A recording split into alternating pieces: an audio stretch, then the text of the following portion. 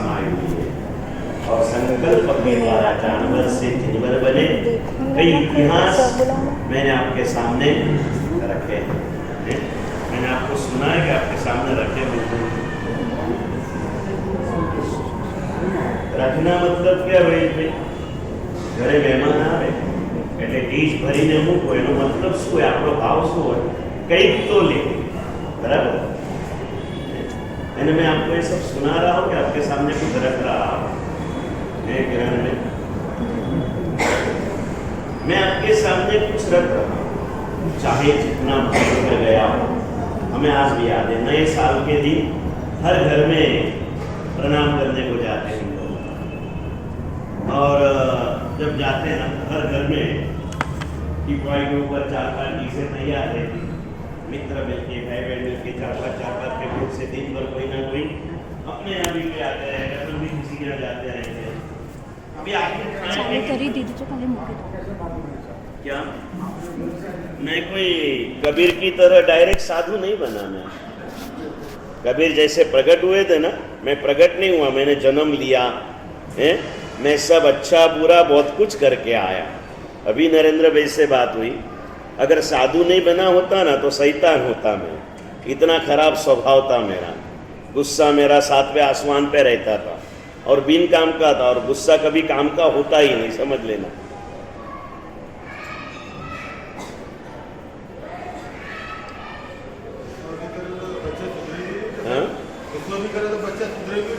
हाँ, गुस्सा गुस्सा में फर्क होता है, याद रखना। तवे को गरम करी बिना रोटी तो नहीं होती ना, समझ गया? लेकिन कितना गरम करना, बात में बात आपने निकाली तो याद आ गई। बहनों के लिए एक वाक्य पढ़ा था बहुत सुंदर सा, कि बहने की शक्ति क्या होती है। रोहित में बहुत सरस शब्द लिखो कि स्त्री और स्त्री, क्या लिखा? हाँ, गरम हो तो भल भले को सीधा कर देती। फिर मैं समझा था, स्त्री भी इतनी गर्म हो जाए कि कपड़ा सीधा हो जाए, कपड़ा जल जाए, इतनी गर्म है। गुस्सा करना पड़ता श्रीफल की तरह, ऊपर से कठोरता भले बताए, अंदर में कहीं पर भी आपका बच्चा दुकान पे लेट आया, नुकसान ही कर दी, आप उसको भी 2 बात सुना देते हो। और आपके दुकान में काम करने वाला सर्वेंट भी लेट आता है, उसको भी 2 बातें सुनाते हो। अंतर में फर्क होता है या नहीं होता? होता है ना। बस यही बात है। आ गए यहाँ पर पुण्यशाली, कहीं ना कहीं संयोग आ गए, संयोग के साथ आगे बढ़ते गए। जीवन में आए संकल्प के साथ आगे बढ़ना है। जानवर से जिनवर बनने की बातें मैं आपको सुना नहीं रहा हूं, मैं आपके सामने। और बात यही चली, मूलचंद जी ने पूछा कैसे पता आपको? ये सब बातें सबको पता होती है, क्या बताऊं? छोटी उम्र में दीक्षा लेने वाले भी जब अभ्यास काल में आते हैं और आगे जाते हैं ना, तो दुनियादारी का ज्ञान जितना आपके पास में नहीं होता ना, इससे अधिक हमारे पास में होता है। 6 साल में दीक्षा लेने वाले हेमचंद्र सूरी 2500 साल में सबसे प्रभावक बन गए हैं। शायद इतनी छोटी उम्र में दीक्षा लेने वाले दूसरे 5-15 नाम मिलते हैं जिन्होंने 6 साल में दीक्षा ली, लेकिन 11 साल की उम्र में जिन्हें आचार्य पद से अलंकृत किया गया, ऐसे महापुरुष शायद कोई नहीं। और उनके पास में दुनिया के सारे शास्त्रों का जो ज्ञान था ना, वो पढ़े लिखे वाले के पास भी नहीं था। बात अपनी यहाँ पर चल रही है, जाते थे, भूख नहीं रहती थी, लेकिन भूख रहे न रहे, जिनके यहाँ जाए वो आंटी क्या कहती? अलबत्त हमारे जमाने में आंटी का जन्म ही नहीं हुआ था, कोई काकी थी, कोई मासी थी, कोई बुआ थी, है? अभी सब मिलके मंचूरियन बन गया, समझ गया ना भाई?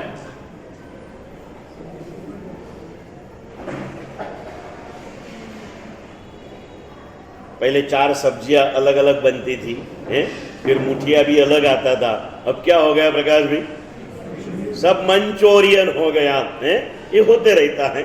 ऐसे काकी, मामी, मासी, फोई सबके लिए अलग अलग शब्द थे। ना बेटा लेવું तो પડે જ, આજે 9 વર્ષ છે, हैं?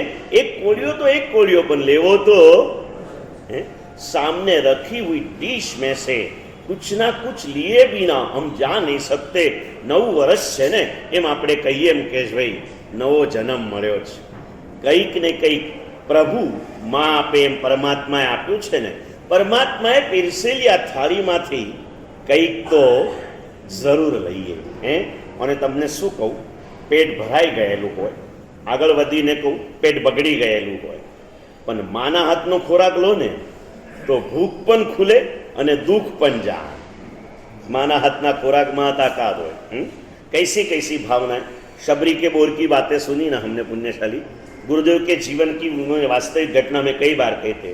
ऐसे विहार यात्रा में थे और वैसे प्रारंभ में हम लोग भी सुबह सुबह 17-18, शाम को 10-12, रोज के 25-30 किलोमीटर ऐसे हलते चलते चलते. अभी 30 कदम चलना है तो सांसें फूल जाती है. समय समय का परिवर्तन है. उनके हमारे जब शायद हमारे जन्म के पहले की बात हो, गुरुदेव के साधु जीवन का प्रारंभ काल था और ऐसे एक बार जा रहे थे, रास्ते में से समय हो गया, थोड़ी सी गर्मी हो रही थी. बाजू में देखा तो एक भरवाड़ बोलते ना गुजरात में अपन, उसका पूरा वो गाय भैंस वाला भरवाड़ का घर था. थोड़ी छाव में बैठे तो वो भरवाड़ की पत्नी भरवाड़न आई. उसने कहा, बापू ताजू दूध काढ़्યું છે, થોડું પી લો ને. गुरुदेव के भाई एक तो हमारा नियम प्रमाणे चाले नहीं ने, काचू दूध तो पचे नहीं અને આમે મારું પેટ બગડેલું રહે છે. કે બાપુ બધી વાતો મૂકો, આ ભરવાડના હાથનું કાચું दूध પીશો ને તમારી તબિયત કાયમ માટે. उसके भावों को मना नहीं कर सके गुरुदेव. कच्चा दूध और पूरा तरपनी भर के ओरा दिया. दो ही साधु थे, दूसरे आंबेल में थे. अब जो भी था पीना. वैसे भी कच्चा दूध पचने में कठिन लगता है और वो पूरा तरपनी भर के दूध पी लिया. 2-3 साल से जो तबीयत अच्छी नहीं होती थी ना, वो क्या हो गई. हम क्या लेते हैं इससे बढ़कर ये होता है किसके हाथ से लेते हैं. किसके हाथ से लेते हैं. हम क्या सुनते हैं जाने दो, किसका बताया हुआ सुन रहे हैं. स्वयं में आउ समतेनम भगवया एवं अखायम. मेरे प्रभु महावीर की बातें, हाँ क्या क्या सुंदर बातें. महावीर की बात सुनते ही हमारी रोमराजी विकसवर हो जाए. कहता कहता बात याद આવી એટલે કહી દઉં, કેમ કે ભૂલવાનો રોગ મારો બહુ મોટો છે.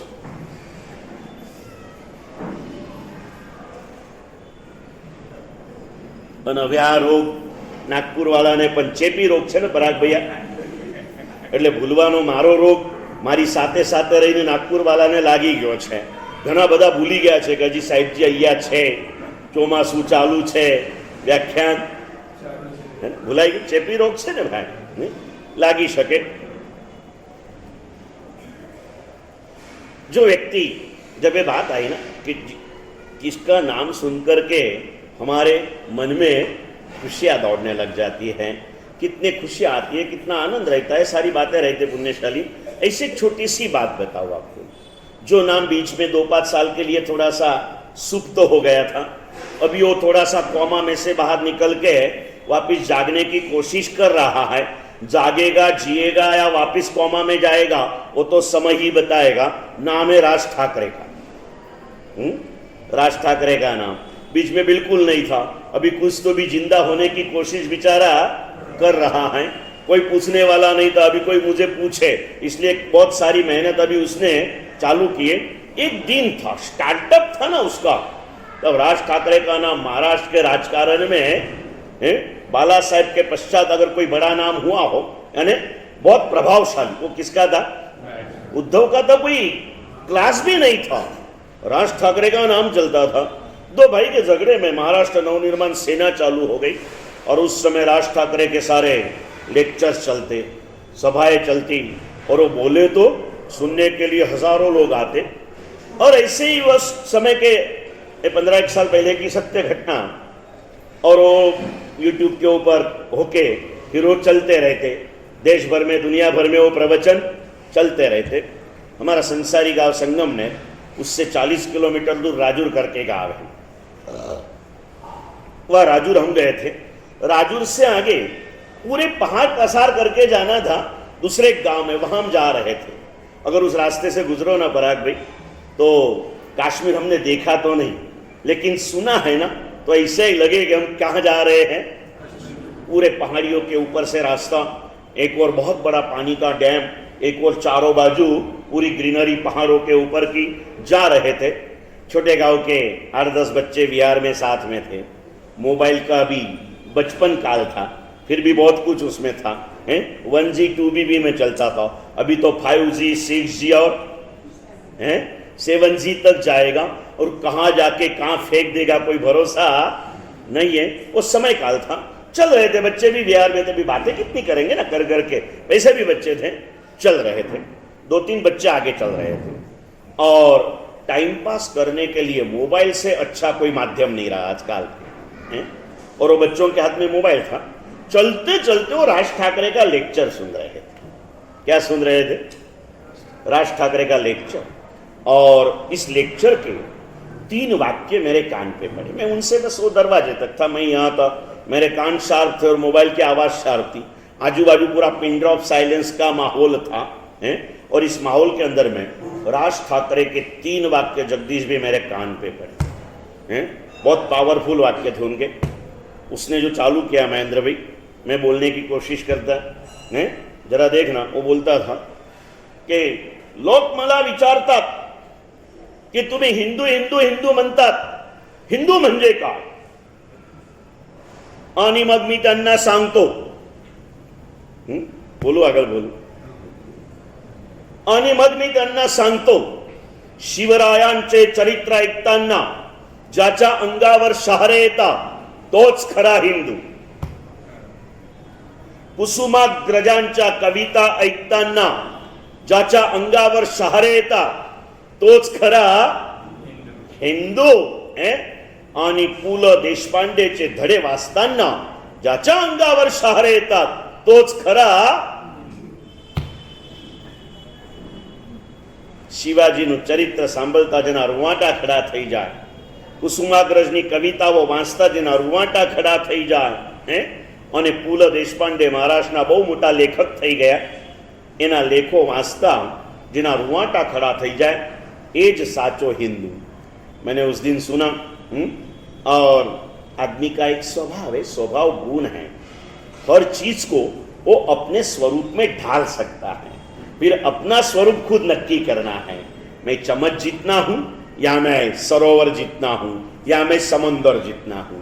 चम्मच छोटा होता है, सरोवर बड़ा होता है, लेकिन ये बात भूल जाओ, सरोवर मीठा होता है और समंदर। हम क्या बनना चाहेंगे आनंद भैया? चम्मच, सरोवर। अगर नहीं कुछ अधिक बन सकते तो चम्मच बनो, अपने आप की शांति प्राप्त करो। और कुछ बनना है तो सरोवर बनो, समंदर बनने की कोशिश मत करो।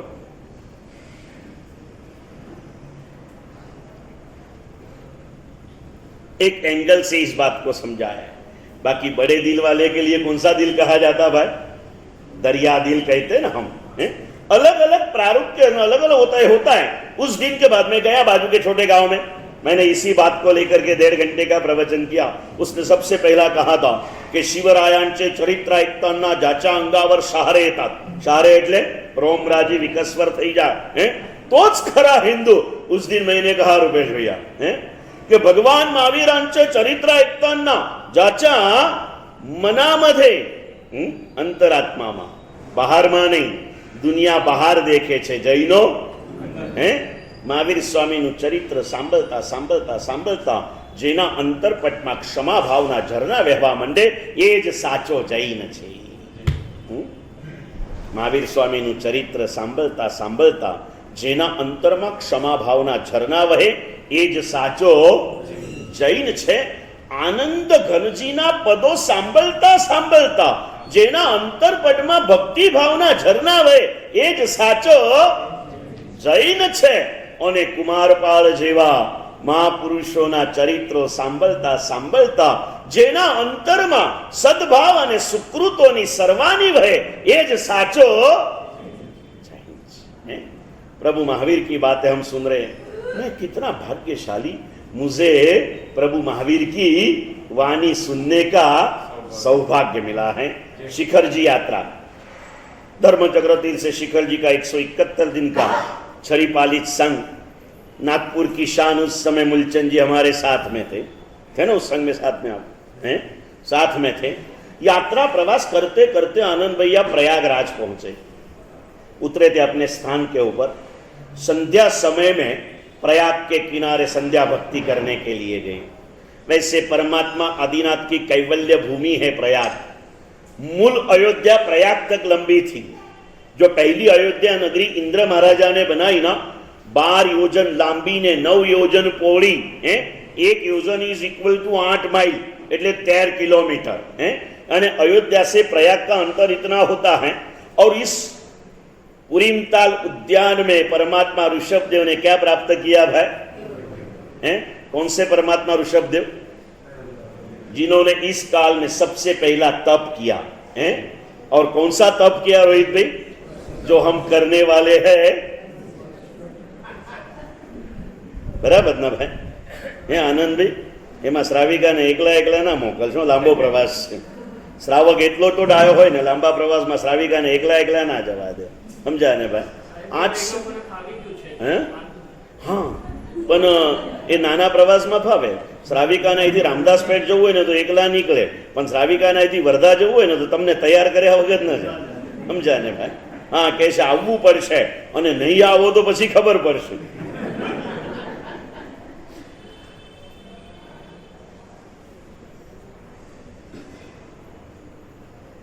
क्या कह रहा था? हाँ, गए थे। प्रभु की वाणी सुनने को मिले ना, क्या भाव हमारे हृदय में आने चाहिए। इसलिए बात मैं आपसे कह रहा हूं, पुण्यशाली प्रयागराज के ऊपर गए। वो पुरीमताल उद्यान आज पूरा मिलिट्री कंपाउंड हो चुका है। जिस पेड़ के नीचे प्रभु को केवल ज्ञान हुआ था, वहां किसी को जाने की परमिशन नहीं मिलती। बहुत दिनों से ट्राई करके ऊपर के लेवल से वहां जाने की परमिशन सिर्फ 5 लोगों को मिली। तो मेरे गुरुजी हर्षवल्लभ सूरी, उस समय उनका नाम चारित्र वल्लभ विजय था, और उनका पेट नेम है CM साहब। एक वो, दूसरे एक साधु भगवान, और 2 श्रावक और एक सिक्योरिटी, 5 जन वहां चले गए। क्या पता साथ में जो श्रावक गया था, निवान था, कार्य करता था संघ का, ऐसे प्रतीक जैसा, और उसका नाम भी प्रतीक था। उसके मन में क्या भावना हुई पता नहीं। जैसे उसने उस पेड़ को देखा, आधा पौन घंटा वहां पर भक्ति कर ली। निकलते समय उसने एक रुमाल लेके उस पेड़ की डाली पे डाल दिया। वो पेड़ पूरा नदी के किनारे की कंपाउंड वाल को लग के है आज भी, जहाँ 12 महीने में से 1 या 2 दिन है पूरी प्रोटेक्शन के, क्योंकि मिलिट्री कंपाउंड है, जैसे वैसे को जाने नहीं दिया जाता। लेकिन हिंदुओं का वो बहुत बड़ा मान्य स्थान माना जाता है वो। तो हिंदू लोगों के लिए वहाँ पर साल भर में 2 बार परमिशन मिलती है। तो वहाँ गए, उस पेड़ के ऊपर एक रुमाल डाल दिया। फिर आकर के हमें बोल दिया, सांजे આપણે ત્યાં જઈશું ने, ये रुमाल ने જોઈશું એટલે खबर પડશે, क्योंकि बहुत सारे वड़ के पेड़ वहाँ थे। तो ये कौन सा कब मालूम पड़ेगा, इसके ऊपर हमने रुमाल डाल के आया हूँ। गए, शाम को भक्ति करने के लिए गए। बराबर जहाँ गंगा जमुना का मिलन होता है और सरस्वती अंदर से प्रकट होती है, उस त्रिवेणी संगम के किनारे हम बैठे। संध्या का माहौल, सनसेट पॉइंट नहीं था, लेकिन सनसेट का पूरा माहौल। उसने बताया कि ये वृक्ष जो है वो अपना परमात्मा आदिनाथ का कैवल्य धाम है। उसको जैसे देखा ना, हमारे गुरुदेव के सबसे छोटी उम्र वाले शिष्य, उस समय भी छोटे थे, और एकदम राइट उम्र में जिन्होंने दीक्षा ली। मैंने बताया हमारे गुरुदेव के करीब अभी 97-98 शिष्य हैं।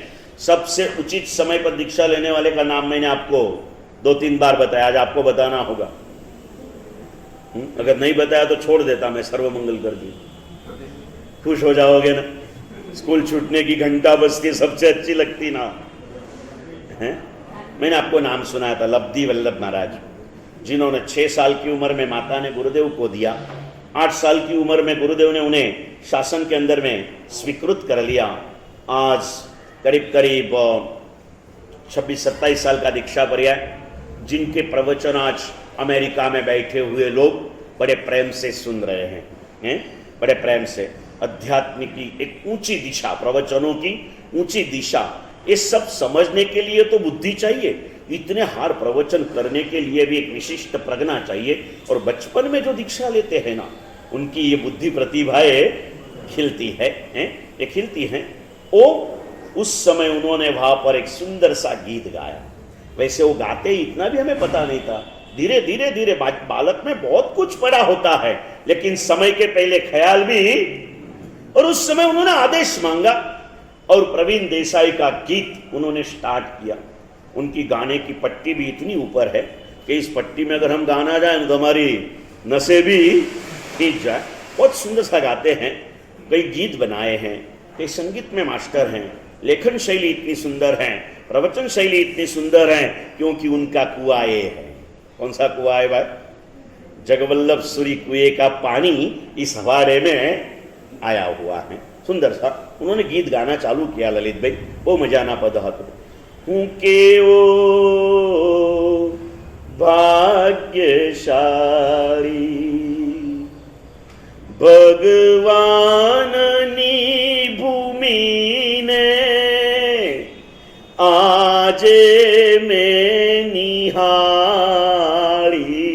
मुझे तर्ज भी नहीं जमता हो, थोड़ा हार्ड है, लेकिन इस शब्द में कैसा भाग्यशाली हूं कि भगवान की भूमि देखने का सौभाग्य मुझे मिला।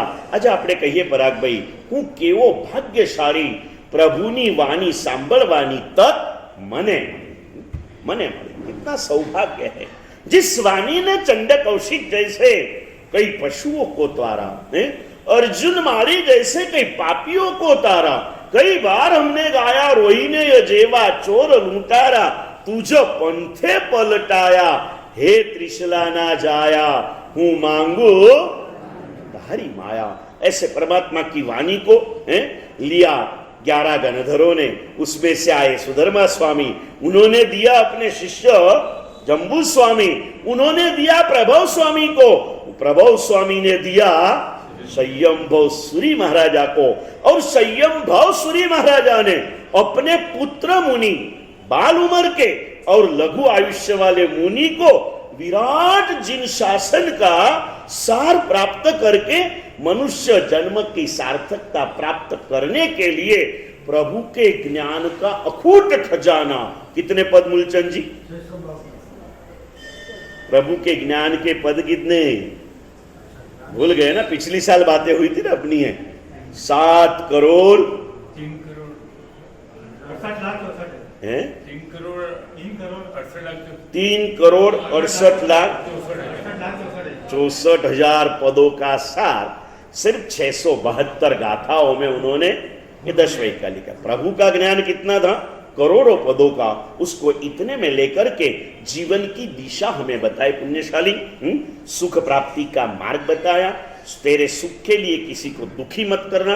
अच्छी अच्छी बातें सुनकर तेरे मन में अच्छी भावनाएं आती है, लेकिन तेरी भावनाएं थोड़ी सी कुछ लालच आ जाए, कुछ आक्रमण और आकर्षण, 2 रूप से हम लोग शिथिल होते हैं। कोई आक्रमण आते हैं हम शिथिल हो जाते हैं, कोई आकर्षण आते हैं हम लोग शिथिल हो जाते हैं, जिसे शास्त्रीय भाषा में अनुकूल और प्रतिकूल उपसर्ग कहते हैं। क्या कहते हैं भाई? अनुकूल और प्रतिकूल उपसर्ग।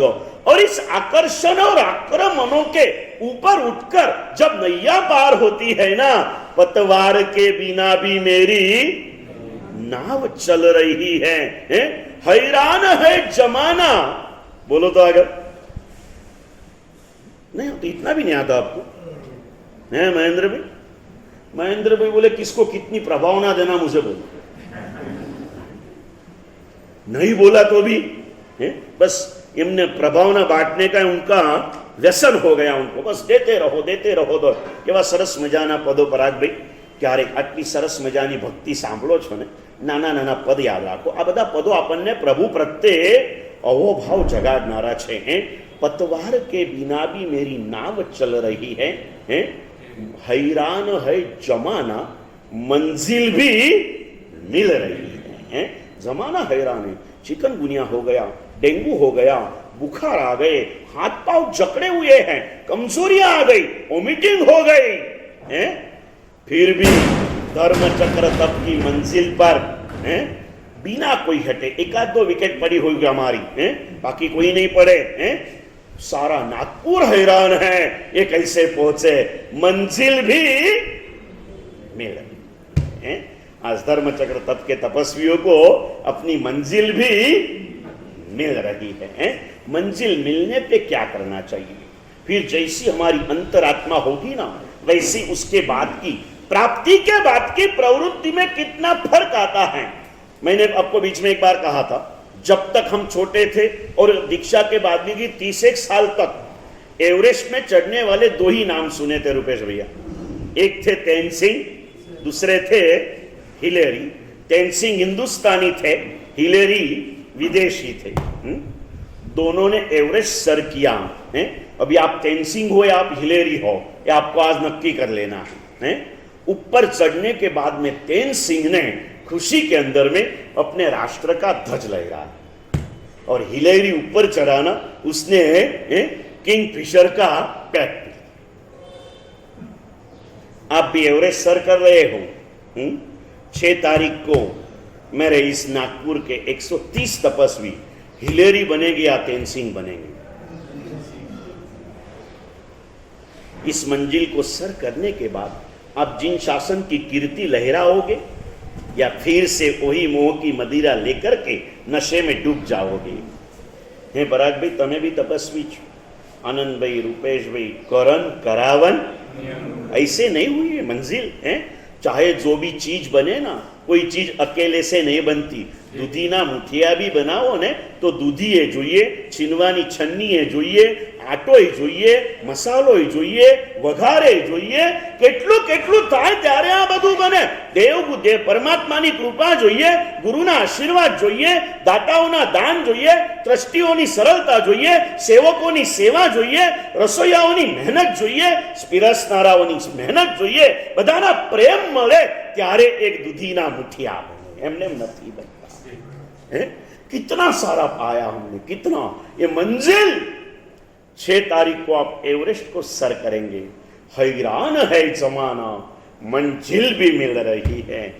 समाचार जाए पराग भी, તમારે ત્યાં છે કોઈ તપસ્વી છે ને? તમારી ભત્રીજી તો છે જ। અને સમાચાર ગયા હોય કે 2 ડિગ્રી તાવ આવ્યો છે, હોસ્પિટલમાં દાખલ કરી છે, વોમિટિંગ થઈ રહી છે, અને 2 દાડા પછી પાછો સમાચાર અચાનક આવે કે કેમ શું કર્યું, રિદ્ધિએ પારણું કર્યું કે ચાલુ રાખે? ના ના, પૂરું કરવા આવ્યું, હવે પૂરું થવા આવ્યું ત્યારે પેલા સામેવાલા કહેશે हैरान है जमाना, मंजिल भी मेरा। आमाथी કેટલા કેટલા आया, इस मंजिल की प्राप्ति तक हम पहुंच रहे। बस अब इतना नक्की करो, मेरे हृदय को मुझे तेनसिंग बना देना है। आज तक तो मैं हिलेरी बनकर रहा, मासक समन किया, 28 की, 9 उपवास किए, 12 साल के पहले वर्षी तप भी किया, हर सिद्धि को मैंने पाया, लेकिन पाने के बाद में मैं किंग फिशर पी के नशे में खो गया। जयेश भाई, आप भी तपस्वियों मान लो, श्राविका को सहायक बन रहे हो, बेटे को सहायक बन रहे हो, बहू का उत्साह बढ़ा रहे हो। करण करावन ने जगदीश भाई पास लीधो, ना करे। मैं पूछूं केम? કે સાહેબ શ્રાવિકા આમ નબળા છે, પણ એમનો ભાવ થઈ ગયો છે ને, એટલે એમ થાય છે કે એમની સેવા કરીને આગળ વધારું। કરણ करावन, ये कोई ऐसे अकेले से नहीं हुआ है। पतवार के बिना मेरी नाव चल रही है, कोई शक्ति नहीं मेरी है। यही शरीर है, एक आध बार थोड़ा सा चलने में ज्यादा आया ना तो आधा घंटा नींद मांग लेता है। वो शरीर सुबह 6 बजे न खुलने वाली नींद खुल जाती है, खुलते ही सपना नहीं जागृत दिखता है। पक्षाल के लिए जाना है, पूजा के लिए जाना है, क्रिया में पहुंचना है, व्यासना करना है, व्याख्यान सुनना है, सामायिक करना है, माला गिनना है, कुछ भी नहीं शरीर में। यही छेवट्टू संगयंच, कमजोर मिला है शरीर, निर्बल कर्मों के साथ आए इस जीवन में। पतवार नहीं हमारे पास में, फिर भी नैया और मंजिल तक पहुंच रही है। आज करते करते 82 દિવસ અખંડ સેવા કરી રહ્યા છો ને રૂપેશજી, કોઈ કારણ તમને ચિકનગુનિયા ન આવ્યો, કારણ તમે તપસ્વીની સેવા કરી રહ્યા છો। પેલું કહેવાય ને, એટલે આ બેઠા એટલે એમનું નામ કહું, ઉપર એવા લગભગ 15 જણા રોજ આવી રહ્યા છે, જે કદાચ ઘરમાં કોઈ દિવસ પોતાના માને સામે ચડીને પાણીનો ગ્લાસ નહીં આપ્યો હોય, એ લોકો પૂછવા આવે 4 વાર શું આપું, શું જોઈએ છે? પેલા કે ના ના બસ બહુ થઈ ગયું। આ કીધા પછી આગલો ડાયલોગ શું? ના ના મારા હાથે કંઈક તો। કોણ પૂછે છે ઘરે? કોઈને પૂછો તો ખરા? કોણ પૂછે છે? કોઈને પૂછે ભાઈ કોઈ? નહીં? ઘણી વાર તો એવો ફોન આવતો હશે ને, રૂપેશભાઈ હું જરા જઉં છું, ઘરે બધું તૈયાર છે, આવીને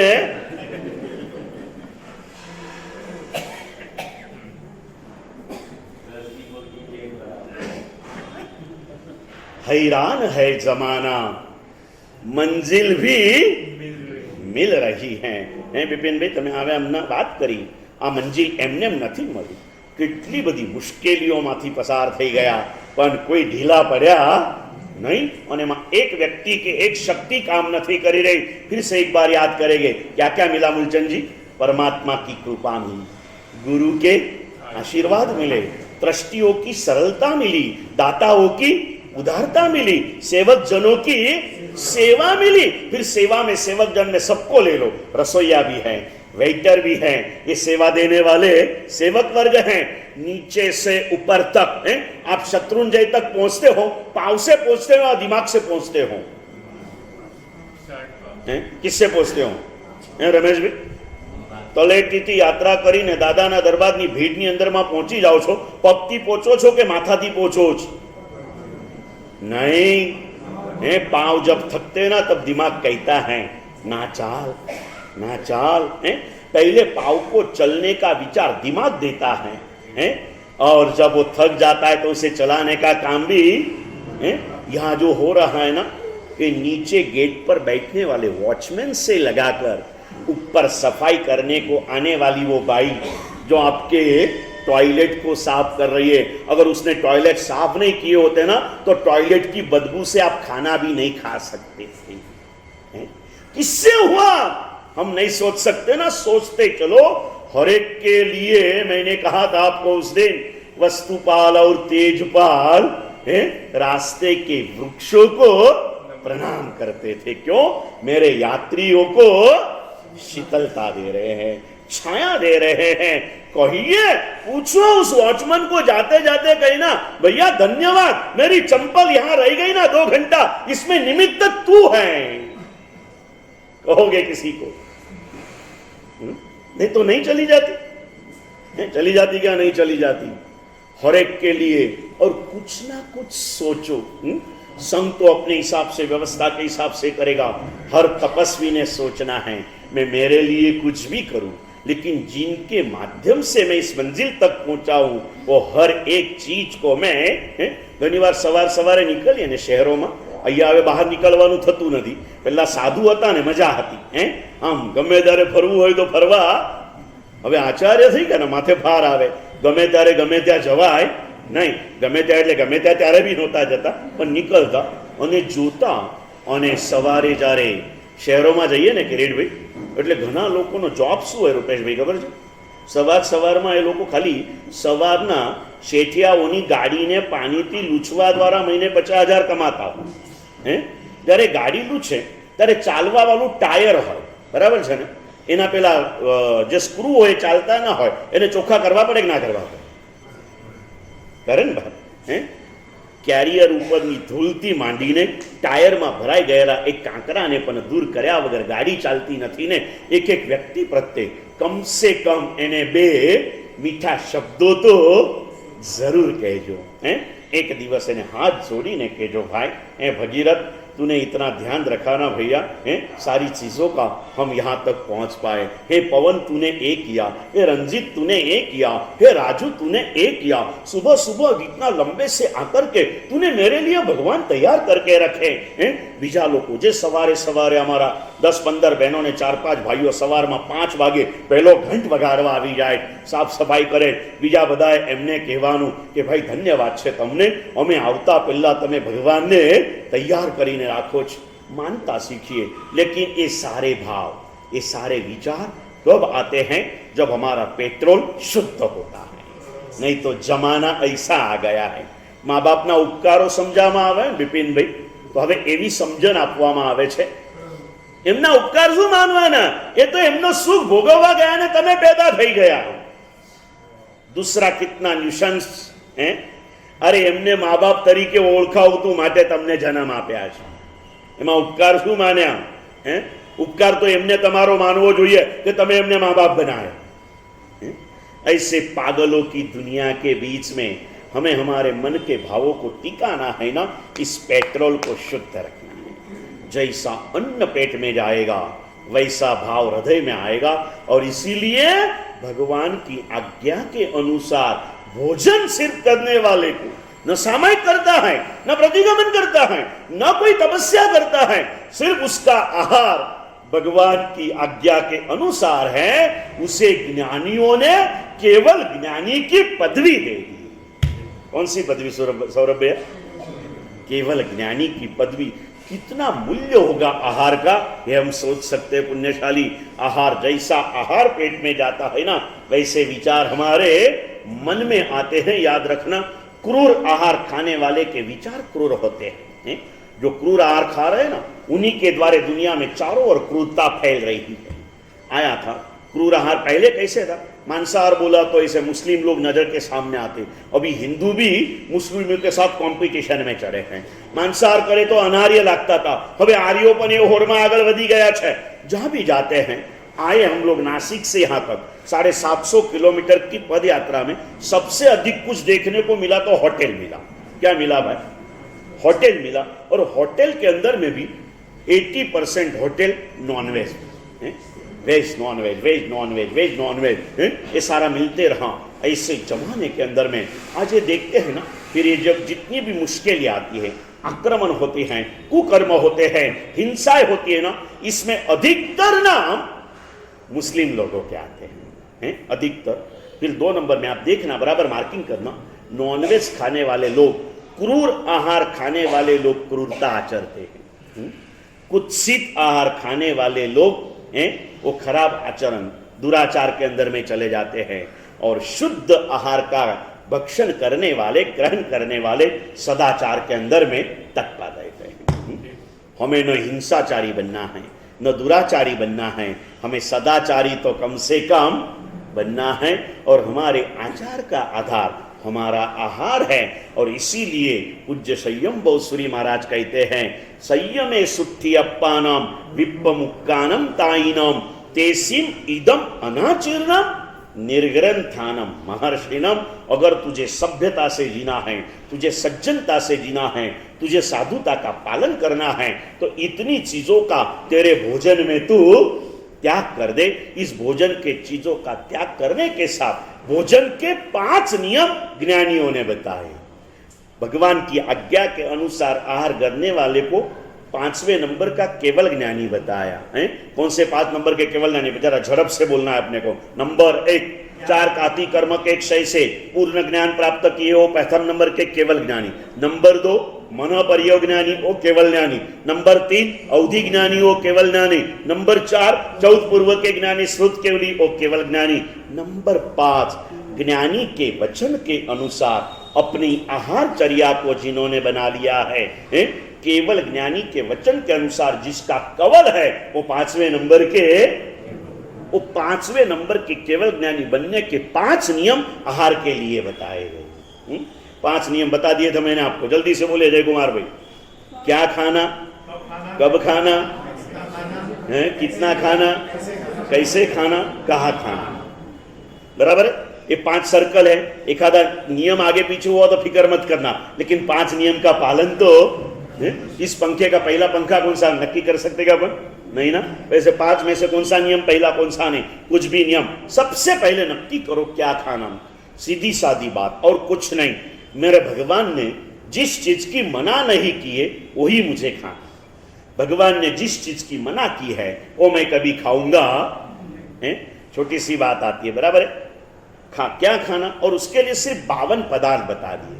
कितनी चीजें इस अध्ययन के अंदर में 52 चीजें बताई। इतना मत खाना, और इतना नहीं खाना मतलब डायरेक्ट भी नहीं और इनडायरेक्ट भी नहीं। जहर तो खाया नहीं जाता, लेकिन जहर जिसको लगा हो वो चीज भी नहीं खाई जाती ना पुण्यशाली है।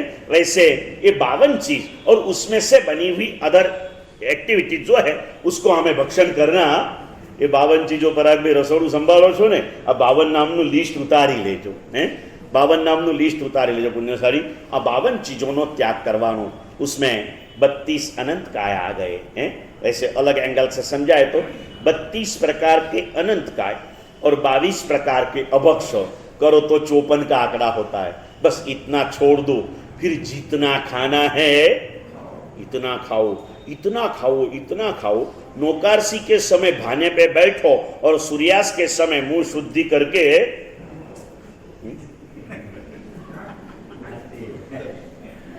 मना नहीं ना, मना नहीं है? फिर जितना खा सकते खाओ, सिर्फ 54 चीजों को छोड़ दो। 54 में बाकी कुछ है, मूल 52 चीजें, उसके अंदर में आता है 32 अनंत का 22 प्रकार के अभक्ष, इसका त्याग करना है। क्या खाना, इसके अंदर में ये चीज आ गई पुण्यशाली। और एक बात बताओ, अभी धीरू भाई मुझे ये आपको बताना जरूरी नहीं है, क्योंकि 50 साल से आप ये बातें सुन रहे हैं। आने वाले गुरु भगवान चाहे कोई भी ग्रंथ लो, हर गुरु भगवान आहार शुद्धि की बातें तो करते हैं और करते हैं। आज तक आपको हर चीज मालूम है? क्या खाना क्या नहीं खाना आपको मालूम है या नहीं मालूम है? દિલીપ ભાઈ ખબર છે કે નથી ખબર? તમે શું ખાવ છો એ નથી પૂછતો અત્યારે, પણ શું ખવાય ને શું ન ખવાય, જૈન તરીકે મારાથી શું ખવાય અને શું ન ખવાય એની તમને ખબર છે કે નથી લલિતભાઈ? ક્યાં ખાના ખબર છે ને બિપિનભાઈ? ખવાય કે ન ખવાય? ખબર છે ને ભાઈ? સંતરા બરફી હલ્દીરામની ખવાય કે બાલાજીની ખવાય?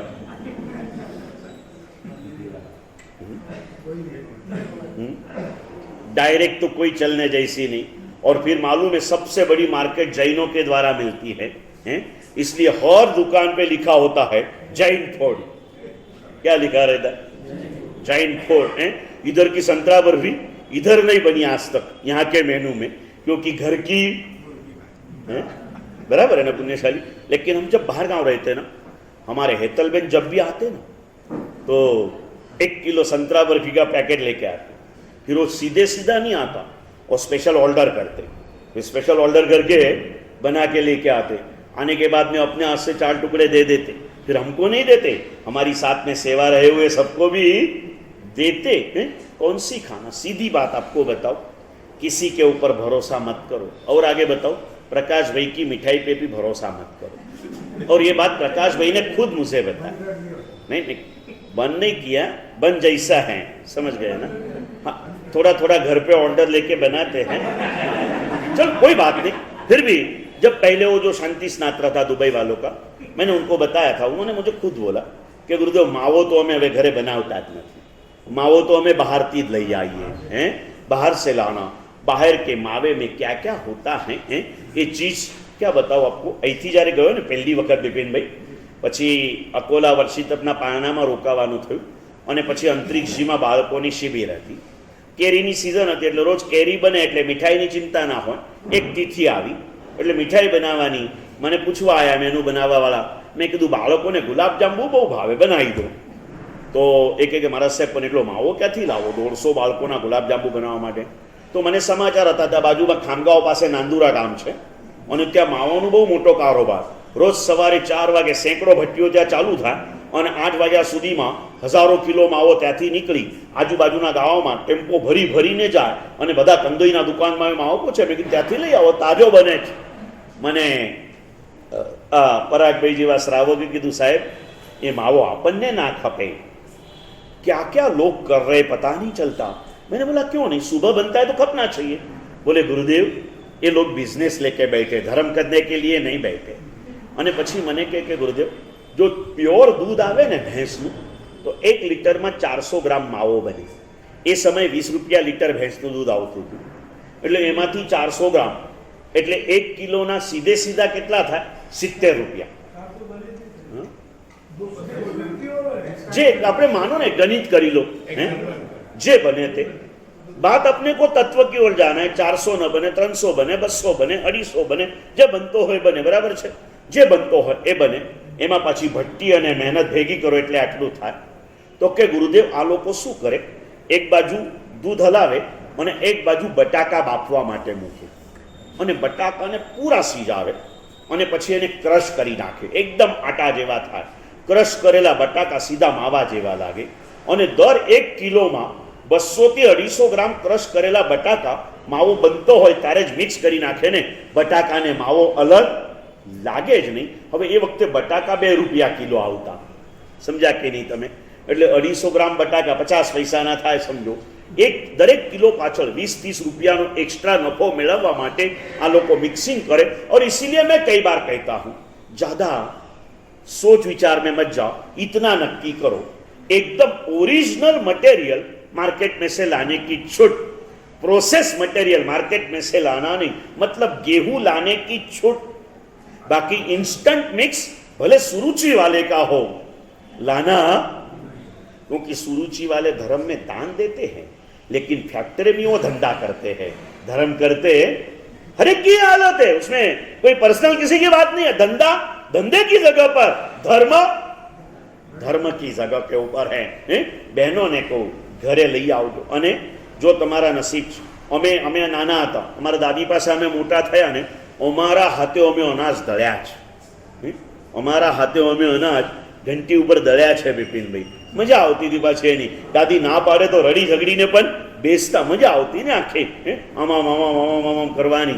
હવે તમારે એ કરવાની જરૂર નથી, તમે એટલા બધા પુણ્યશાળી છો, દરેક ચીજની મશીનરી બજારમાં ઉપલબ્ધ છે। ऐसी कोई चीज नहीं है जिसकी मशीनरी ना हो।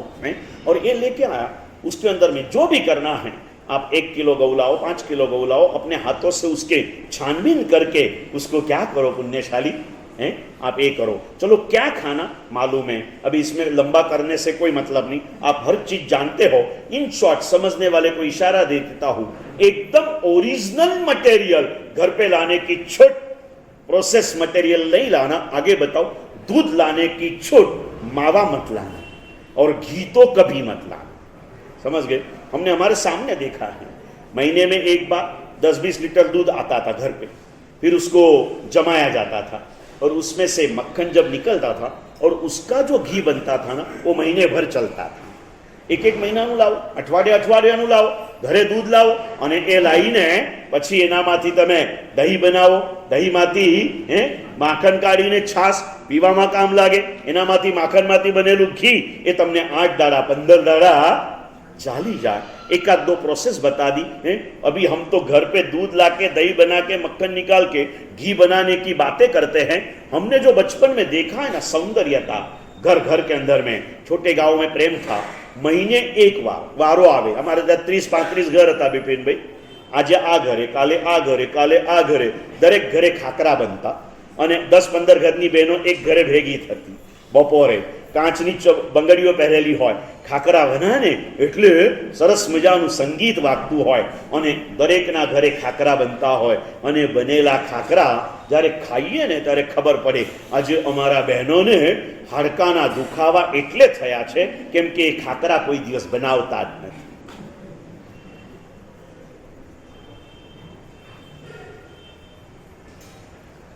चलो शॉर्ट में क्या खाना, घर पे बाजार में से ओरिजिनल मटेरियल लाने की छूट, प्रोसेस मटेरियल बाजार में से लाना, और इसके आगे ज्यादा सोचना भी नहीं, क्योंकि हमारी इस सरकार माँ बाप ने समय के साथ हमारे मूल को भी भ्रष्ट बना दिया है। अगर मूल तक जाओगे, हमना तो समय घणो बधो डिस्टर्ब થઈ ગયો।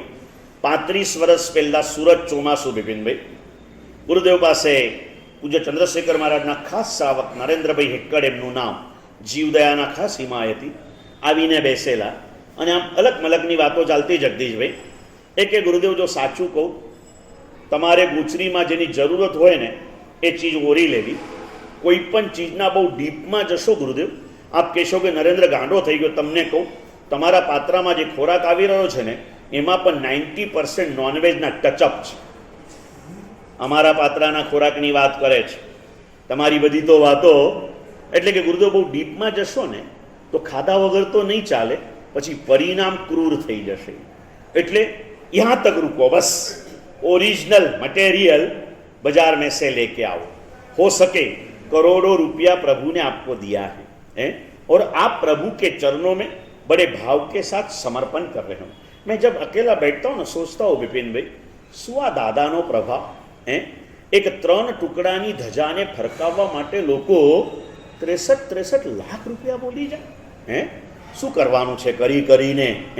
કેટલો બધો સમર્પણ ભાવ પ્રભુ માટે, પ્રભુ શાસન માટે તમારા સૌના હૃદયની અંદરમાં રહેલો છે। એમને માં નથી થતું ને પુણ્યશાળી.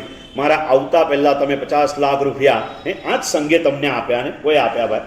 આને જ આપ્યા ને. કોઈ કીડીએ પોતાના હાથીના ઓપરેશન માટે પોતાનું લોહીનું ટીપું બી આપ્યું.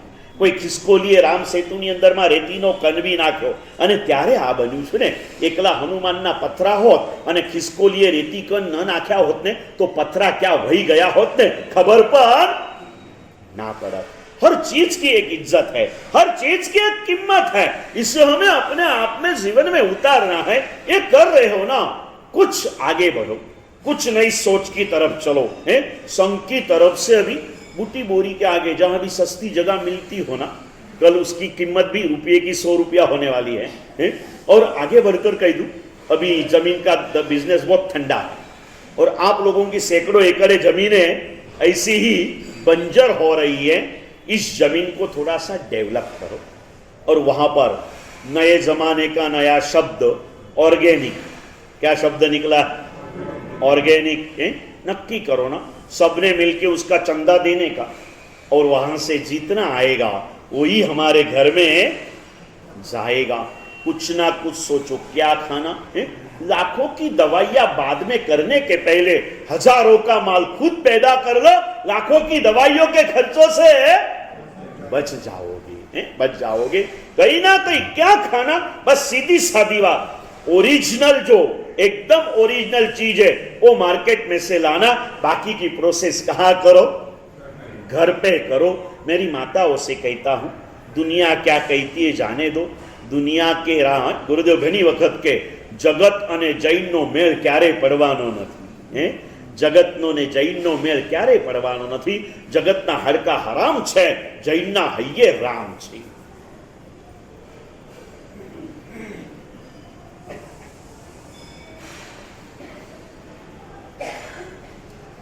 कुछ ऐसा जीवन के अंदर में परिवर्तन लाइए और कुछ नहीं तो घर में अब रहे कितने खाने वाले. अमे बेने उमारा बे, એમાં અમારા બે પણ પાછા અહીંયા નથી હોતા. નરેન્દ્રભાઈનો છોકરો અહીંયા હોય તો નસીબદાર, નહીં તો મા બાપ નાગપુરમાં હોય, એક છોકરો બોમ્બેમાં હોય, એક અમેરિકામાં રહેતો હોય. રોટલીના પેકેટ ખાલી વોટ્સએપ ઉપર મોકલો તો ચાલે, બાકી પહોંચે બી આવે ને. પેલી વાત આવે, બોલતા બોલતા યાદ આવી એટલે કહું રૂપેશભાઈ, પેલો ભિખારી ભીખ માંગવા ગયો. ભિખારી ભીખ માંગવા ગયો. શેઠાણીએ કીધું કે રોટલી તૈયાર નથી. તો કે તૈયાર થાય તો મને એક રિંગ કરજો ને, મિસ કોલ આપજો, હું આવીને લઈ જઈશ.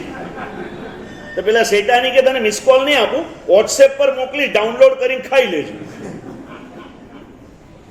क्या जमाना आ गया ना. कौन किसको डाउन करेगा और कौन किसके ऊपर लोड बन जाएगा, कोई भरोसा है. हम न किसी को डाउन करें न किसी के लिए लोड बने. हम बस सिर्फ हमने भगवान के चरणों के अंदर में जीवन की इस क्षणों को अर्पण करें. पुण्यशाली बहुत कुछ कर सकते हो और इसीलिए अभी प्रॉपरली गाओ. सिर्फ इतने में मत अटको, ये भी जरूरी है. कोई भी बात को पूर्ण रूप से समझना. ढोल भी बजाना पड़ेगा, गाना भी गाना पड़ेगा. हर दिल जो प्यार करेगा वो गाना गाएगा. गाना भी गाना पड़ेगा, नाचना भी पड़ेगा, कूदना भी पड़ेगा. लेकिन आयोजन कुछ ऐसे करो, हमारी संपत्ति का मैनेजमेंट कुछ ऐसा करो जिससे हमारा फ्यूचर कुछ तो भी सेफ ना बने, स्ट्रांग बने. हमें रस किसमें पराग? सेफ बनाने में या स्ट्रांग बनाने में?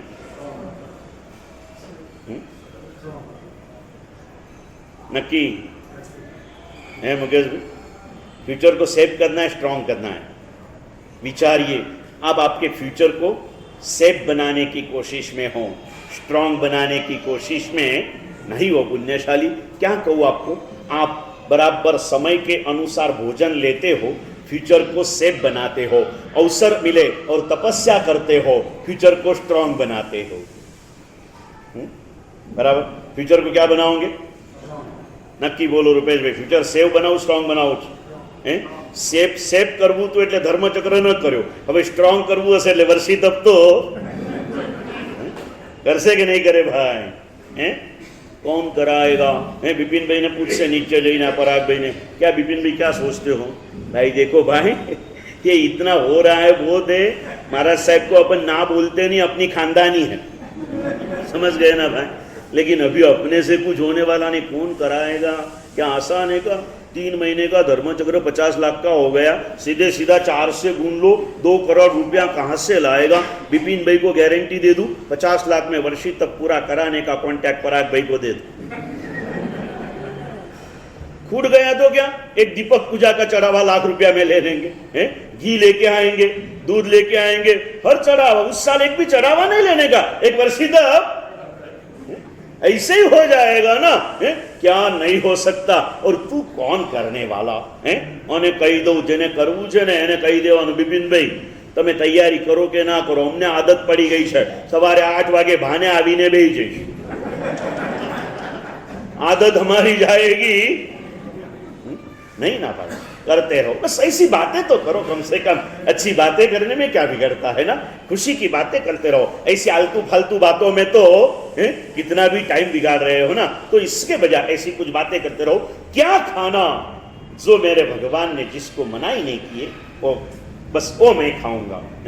भगवान ने खाने की छूट कहीं पर नहीं दी, खाना पड़े तुझे तो इतना मत खाना, इसके अलावा जो भी मिले ये खाना। कई लोग ऐसे मुझे पूछते महाराज साहब अगर भगवान का मतलब खाएंगे क्या?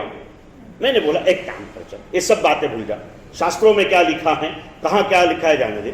इस दुनिया में खाने की जितनी चीजें मिल रही है वो तू लिख ले, बराबर, जो तू खा सकता है, जो तुझे खाने की इच्छा होती है ऐसी चीजों का लिस्ट बना ले, फिर उसमें राइट और रॉन्ग करते जा। तूने लिस्ट बना लिया, पूरा मेनू बना लिया, वैसे भी आज मोबाइल के ऊपर जाते हो, बोर्ड पे मेनू देख के मन में नक्की करते हो ना, ए राइट ए रॉन्ग, ए राइट ए रॉन्ग, 10 लविंग का पानी रॉन्ग, पाइनएप्पल जूस राइट, करते हो क्या नहीं करते हो? वैसे मन के अंदर में करते चलो। और मैं सच में कहता हूँ आनंद भैया, खाने की चीजें बढ़ जाएगी, छोड़ने की चीजें कम हो जाएगी। भगवान क्यों ना कहेगा તમને શું જમતા આવડે? 3 ની 4 મીઠાઈ કોક વાર કદાચ હું મેનુમાં મૂકી દઉં, મૌલિકભાઈ જોઈ લે ને બિપિનભાઈને કહી દે ને, તો કાલે રોહિતભાઈએ એમને પદવી આપી છે સમજવતા એક્સપ્રેસની, એટલે કોઈ ન હોય ત્યારે એકલા આવીને મને કહે છે સાહેબ અમે તમને શું કહી શકીએ સાહેબ, પણ આ 4 મીઠાઈઓ શોભતું નથી સાહેબ। એટલે હું કહું સાચી વાત છે, આપણે ત્યાં તો 5 પકવાનનું જમણ હોય, 4 ક્યાંથી શોભે ભાઈ?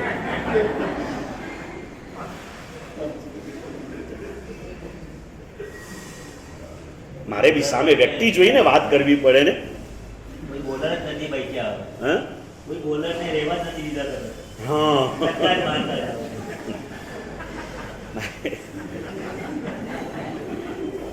સમજ કે ચલના। આપણે ત્યાં તમે જમણવાર વાંચો, 32 પકવાન લખ્યા। શું લખ્યા છે ભાઈ? જમણવારમાં 32 પકવાનો હોય, 33 શાક હોય, પછીના ફરસાનો હોય, એવા મેનુ રહેતા। અને એક એક ચીજ, એક જુઓ ને એક ભૂલો, એક જુઓ ને એક ભૂલો, એવું સરસ મજાનો મેનુ હોય। ઘણા લોકો આવીને શું કે ખબર ગિરીરભાઈ, જોઈને પેટ ભરાઈ ગયું, શું તમે વ્યવસ્થા કરી છે? એટલે હું કહું કે વ્યવસ્થા કરનારની ખામી છે।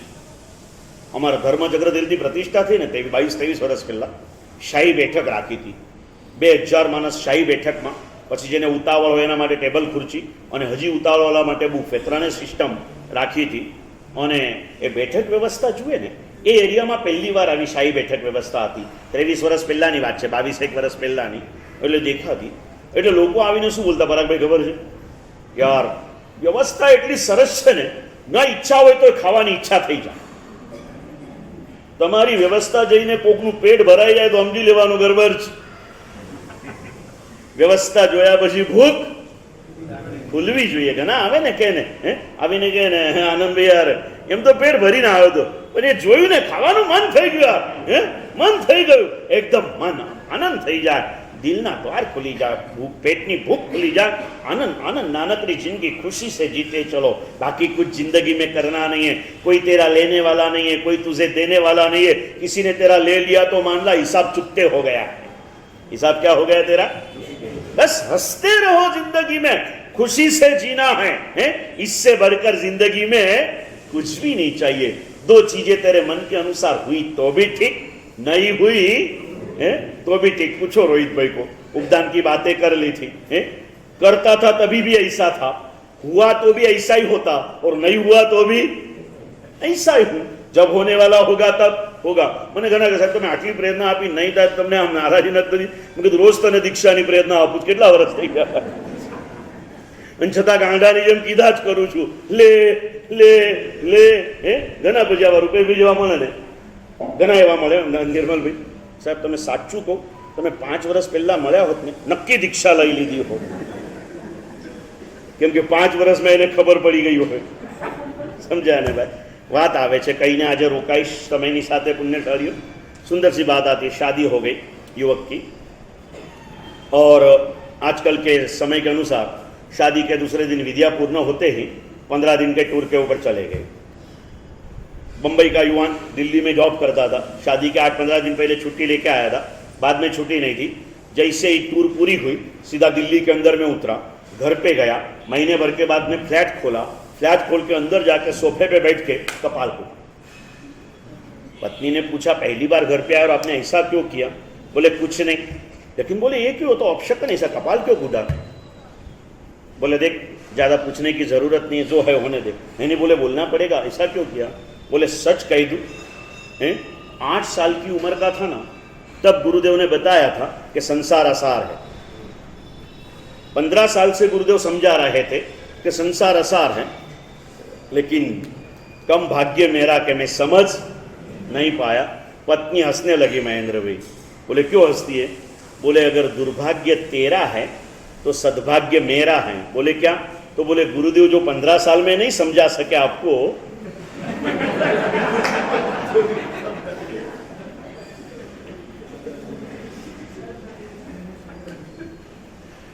क्या खाना, यहां तक आए कब खाना ये भी आपको पता है. निश्चित रूप से पता है आपको कब खाना चाहिए. बस नक्की करो, 5 नियम का पालन करना है. क्या खाना, कब खाना, इस 2 बातों में आप एकदम क्लियर हो. हर चीज आपको मालूम है, हर चीज के लिए. और ज्यादा मत कीजिए. पन्यास चंद्रशेखर विजय महाराज कायम कहते हैं कि दुनिया में बधाना रिसर्च करजो, 2 चीजना रिसर्च कोई दिवस ना करता. एवी कई 2 चीजों नरेंद्र भाई बोलो एटले मूकी दो. दुनिया में सारी चीजों का रिसर्च करना किरण भैया, 2 चीजों का रिसर्च कभी मत करना. एक माँ का दूध और भगवान की आज्ञा, इसे बस स्वीकार कर. माँ के दूध को बालक जितनी सरलता से ग्रहण करता है ना, भक्त भगवान की आज्ञा को इतनी सरलता से ग्रहण करता है. यहां पर आर्ग्यूमेंट मत करो, सिर्फ एग्रीमेंट करो. बस क्यों? मेरे भगवान ने जो कहा है वो करना, ये मेरा काम है. बस फिर क्या होगा वो भगवान जाने. अच्छा हो बुरा हो मैं सोच भी नहीं सकता. बस मेरे भगवान ने जो कहा है वो मुझे बिना कोई विकल्प मुझे स्वीकार करना. करेंगे 2 चीज का कभी रिसर्च मत करो. और भी जानना हो तो ऐसी कई सारी नई नई बातें हमारे पास आती है, लेकिन मत जानो. अपने गुरुदेव के शब्दों में अगर कह दूं, गुरुदेव के संसार और अध्यात्म 2 क्षेत्र आपके पास में है. संसार में भी प्रेम करना पड़ता है, इधर भी प्रेम करना पड़ता है.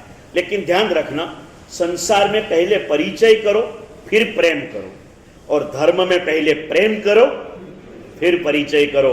लेकिन हम लोग उल्टा कर रहे हैं. संसार में पहले प्रेम कर लेते हैं और फिर परिचय में कहीं ना कहीं डिस्टर्ब हो जाते हैं. और यह हर चीज का परिचय करने में प्रेम करने का समय हमारा बीत जा रहा है. कर लो प्रेम, कुछ भी मत. क्या कर करके करना है करो ना भाई. क्या खाते हो आप मुझे बताओ. अधिक से अधिक अगर भगवान ने कहा खाना हो आनंद भैया, आपको क्या छोड़ना पड़ेगा? क्या छोड़ना पड़ेगा बोलो ना. अब नॉनवेज तो खाते नहीं हैं, अब गंदी चीजें खाते नहीं हैं, आप छोड़ छोड़ के क्या करना पड़ेगा? आनंद भैया को अभी मैंने ऐसे पर्सनल में पूछा भी नहीं कि भाई महीने में कितनी बार कंदमूल खाते हो, 12 महीने में कितनी बार खाते हो, मैंने पूछा भी नहीं. फिर भी मान लेता हूं कि नहीं खाते हैं. और खाते होंगे तो कितने खाते होंगे? महाराज साहब 4 महीना तो खातो જ નથી, અને બાકીમાં પણ મહિને 1-2 વાર 3 વાર. પછી પૂછું કેમ, તો કહેશે કે સાહેબ શું હવે પેલું હવે લઈને આવ્યા છે ને ક્યાંકથી, એને હાચવવું તો પડે જ ને સાહેબ, એટલે ત્યાં જવાની વાત આવે. પણ હવે તમારા શ્રાવિકા પણ સુલસા બની ગયા છે, તમારે હવે ચિંતા કરવાની જરૂર નથી. તમારા એટલે આનંદભાઈના નહીં, ઇતવારી સંઘના મુનિસુરત દાદાના બધા જ શ્રાવિકા હવે કોણ બની ગયા બિપિનભાઈ? સુલસા. કદાચ દરેકનું પેટ નેમ અલગ હશે. બિપિનભાઈને પૂછો તમારી શ્રાવિકાનું નામ શું? કદાચ કોઈ પૂછે બિપિનભાઈ તો હવે તમારે પહેલા શું લખાવવાનું? સુલસા. પછી કે છે ક્યારે કર્યા બીજા? કહેવાનું આજે જ કરીને આવ્યો, હે આજે કરીને આવ્યો, હે નવા લગ્ન નથી કર્યા, શ્રાવિકાનું એક નવું નામકરણ કર્યું. દાદાના સુવર્ણ મહોત્સવમાં મુનિ સુરત દાદાની જેટલી પણ શ્રાવિકાઓ છે દરેકનું પેટ ને નક્કી થઈ ગયું છે. દરેક શ્રાવિકા સુલસા શ્રાવિકા છે. કઈ શ્રાવિકા છે ભાઈ? દરેક શ્રાવિકા સુલસા છે અને દરેક શ્રાવક શ્રેણિક છે. હે શ્રેણિક કેવા હતા ખબર છે ને?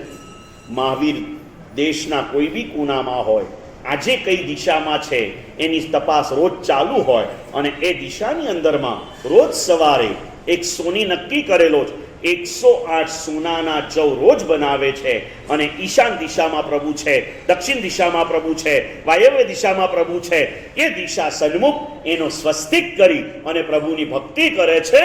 અમારા આ મુનિ સુરત દાદાના ભક્તો અત્યારે નાગપુરના કોઈ બી કોનામાં જાય અને એના નજરમાં આખા દિવસમાં કઈ બી વાત નીકળે એટલે એની નજર કઈ દિશામાં આવે ભાઈ?